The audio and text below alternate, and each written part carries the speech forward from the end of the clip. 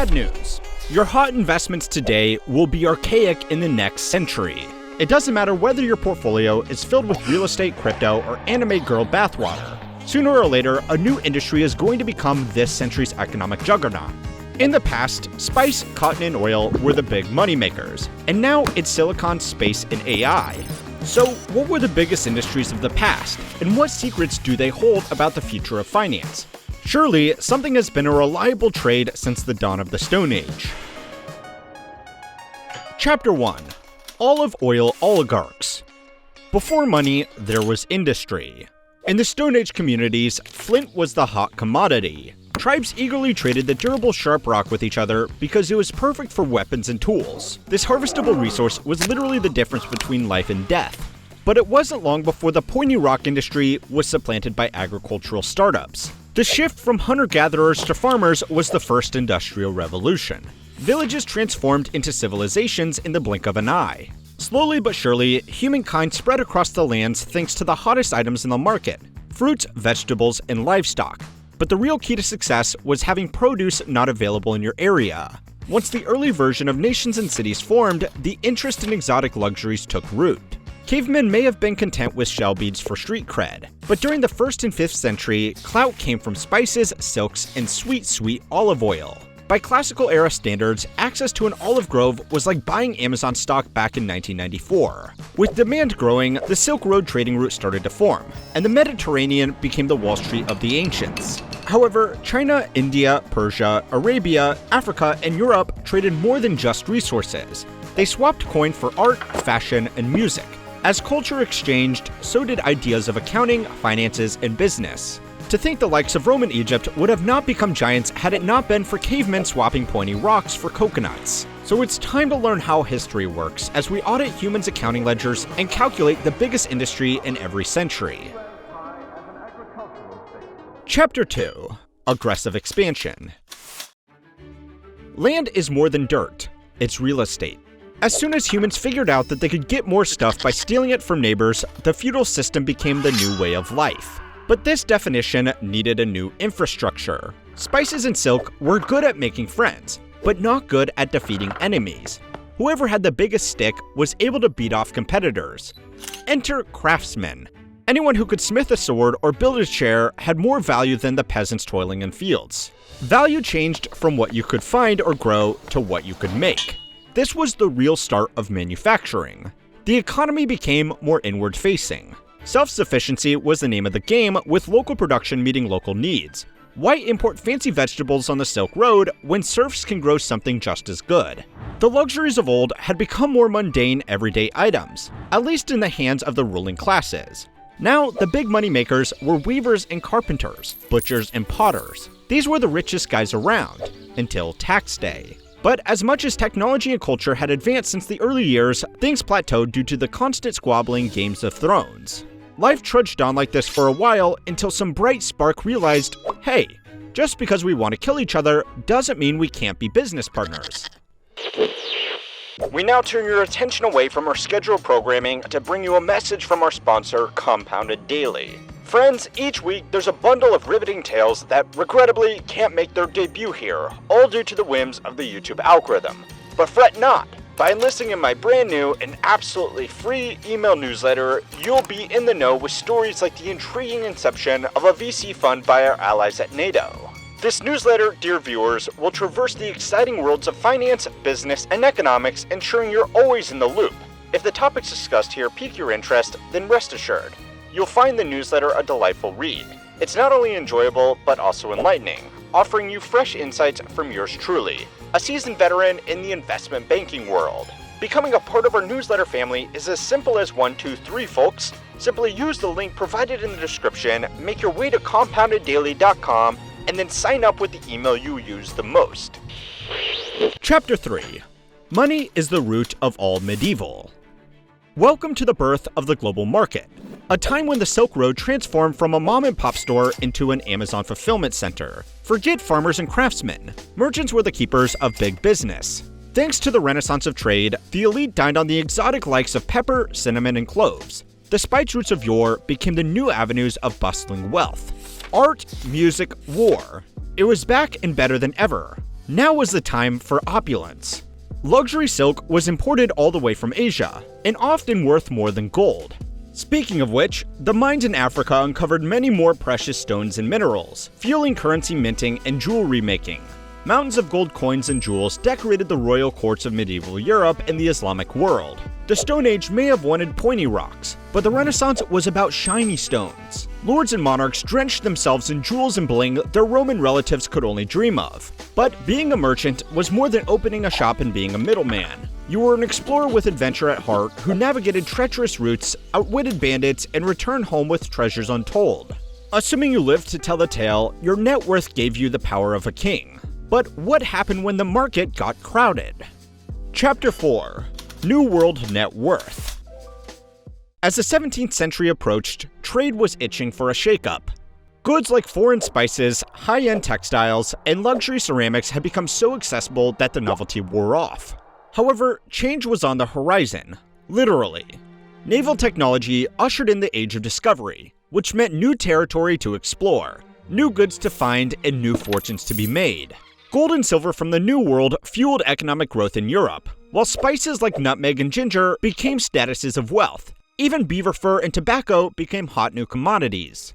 But the sweetest way to flaunt your wealth was sugarcane. Even rum replaced wine, one of the oldest staples of trade, as a new mark of wealth. Soon, British, French, and Spanish colonies no longer had to rely on South Asian merchants for sugarcane because they managed to cultivate it themselves, assuming they had a competent captain on hand to sail their galleons over vast expanses of water. This meant shipbuilding was the next big thing.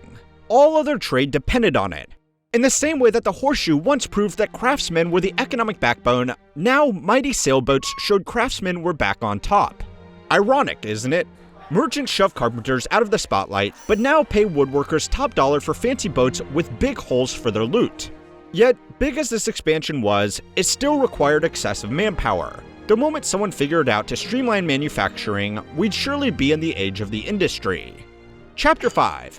Cash flows and railroads. Economic momentum went into overdrive thanks to society-altering technology. Thanks to the Industrial Revolution, synthesizing and processing raw materials was easier than ever before. Near the end of the century, steam-powered trains came into their own, which ensured trade routes were bigger, better, and faster than they'd ever been. To say this period was transformative would be the understatement of the 19th century. Products from the Silk Road and the New World could now be made or harvested closer to home, and those that couldn't cost a fraction of the cost to import, assuming you needed to import at all. Manufacturing just got an upgrade. And by manufacturing, I don't mean a village blacksmith working metal. I mean mass production. Factories became money machines, and textiles were the name of the game. And the star player? Cotton. As you can imagine, this did mean a profitable side hustle sprung up around who picked cotton. Though humans have bought and sold each other ever since we could walk upright, the transatlantic slave trade was the closest thing to a new Silk Road. But these factories needed metal to be built, and coal to be powered. Stuff like gold and diamonds always have had their demand amongst the 1%, although during this time, the pineapple in a window was the coolest way to flash your cash. But when it came to being filthy rich, you had to be in coal. The beauty was they didn't even have to travel far to dig it up. Britain had enough coal on its own island to more or less keep the show running. Add that to a surge of employment, and this period was the richest everyone had ever been. Sure, smoke and child labor weren't that great, but every cloud has a silver lining. It took a few thousand years for agrarian life to be well and truly over, but there was no going back now. Craftsmen became cogs in machines, and merchants sold those machines to a new class of economic power: owners. Wealth was no longer about what you did with your hands, but what you could do with other people's hands. The next step concerned what you could do with other people's money. Chapter 6. Engine Economy. The expansion of the Industrial Revolution saw the demand for steel to build cities. Construction was a way to make serious dough, but that also meant bankers had a great opportunity to make money. Bankers have always been around since one caveman promised another a return on his shiny rocks. But after World War I came the Roaring '20s. Now you didn't need to toil in a field or a factory to make something valuable. You just needed a piece of paper that said stocks on it. The Roaring '20s meant average people could meaningfully have a thing called disposable income. Economic power was no longer in what you could sell, but what you could buy. We're talking real estate, fashion, technology, and even buying stocks. No longer were those in the hands of the aristocracy. Now, farmers and craftsmen had the power to change society because consumer dollars dictated the market. It was the money of everyday man which chose whether the record player was a trend or a new medium. Even when the Great Depression took the wind out of their sails, things are better than ever by the end of World War II. Steel was still needed for buildings, but now it was needed for bullets and Spitfires. However, the new big industry was not going to be in stocks and resources forever. When people weren't fighting, they were turning to entertainment. Cinema became a goldmine, and records playing on a new thing called radio saw the dollars flood in. And then came along TV, ready to sell advertising space to manufacturers. In the blink of an eye, the manufacturing legacy of the Industrial Revolution pivoted away from the needs of market leaders and turned to what everyday consumers wanted. And they wanted the good stuff. They wanted washing machines, not silk. They wanted automobiles, not pepper. They wanted to take their girl out to a movie on a Friday night. However, this created a knock-on effect. Soon, a new material emerged that gave product makers an edge over competitors: plastic. Chapter 7: Crude Business. With the Industrial Revolution done, economic power shifted back to a new resource necessary for maintaining our way of life: oil. Though black gold was refined long before this era and even helped Rockefeller make over $400 billion in the 19th century, this short period saw the demand for liquid dinosaur skyrocket. The first reason was the car. Post-World War II, more highways were erected, more railroads were torn up, and long-haul trucks streamlined deliveries across continents. Airplanes made any remaining remnant of the Silk Road obsolete, while also growing tourism into a huge part of any nation's annual GDP. What about rocket ships during the space race? All those defense contractors needed sweet petroleum to keep things ticking along. In fact, you would have struggled to find any consumer product that didn't have plastic. Even chocolate bar wrappers used it. For centuries, farmers, workers, and merchants jockeyed to be number one. Now the Stone Age mentality for treating natural resources was the top dog once again. Even the entertainment industry added to oil demands. Vinyl records needed it. Cassettes needed it. CDs needed it. Don't forget VHS and DVD. Advancements in special effects also saw silicon used in synthetics. All those gruesome prosthetics and blockbusters had to come from somewhere. Speaking of silicon, it became one of the most sought-after materials when IBM, Microsoft, and Apple created demand for semiconductors. The spread of consumer-level computers paved the way for society to become more digital.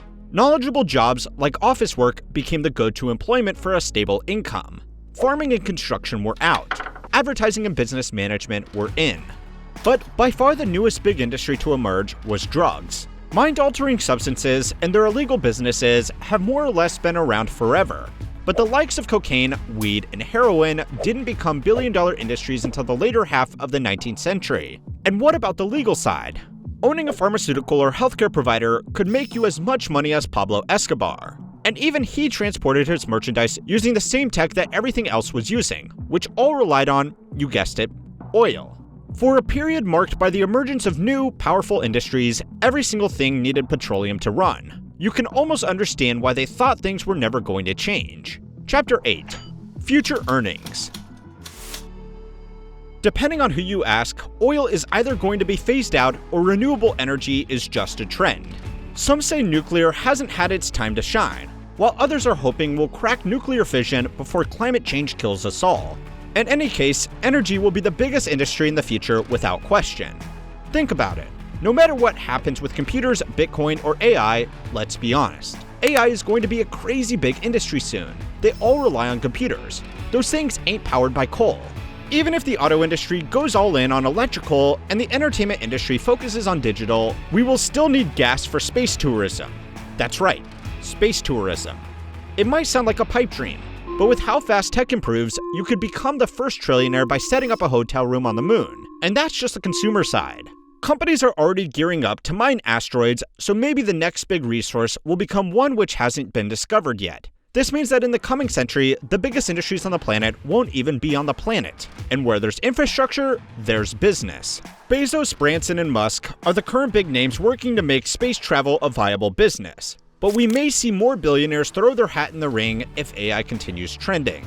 Some predict that AI will vastly improve automation to the point that agriculture and manufacturing go the way of the Silk Road merchants. Perhaps we'll see a new renaissance where the next big industries are based on art and culture.